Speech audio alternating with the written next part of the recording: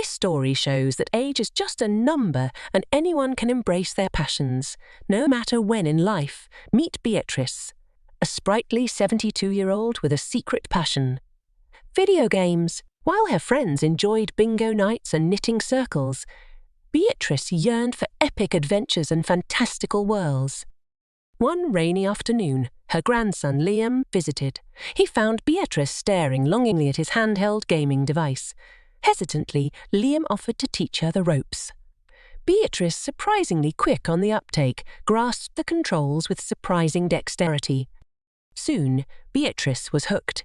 She spent hours exploring vibrant landscapes, battling fearsome enemies, and unraveling complex storylines. Liam, initially skeptical, became her biggest cheerleader, amazed by her gaming prowess. News of Beatrice's newfound hobby spread like wildfire. Her friends, at first bewildered, became curious. Liam, with Beatrice's encouragement, organized a Grandma Gamer night. To their surprise, the timid bingo players turned into fierce competitors, battling it out in a virtual world. The Grandma Gamer night became a weekly tradition. The senior centre buzzed with excitement as the grandmothers strategized, celebrated victories, and supported each other through challenging levels. Beatrice, the unlikely leader, revelled in the camaraderie and sense of community. The local news caught wind of the story.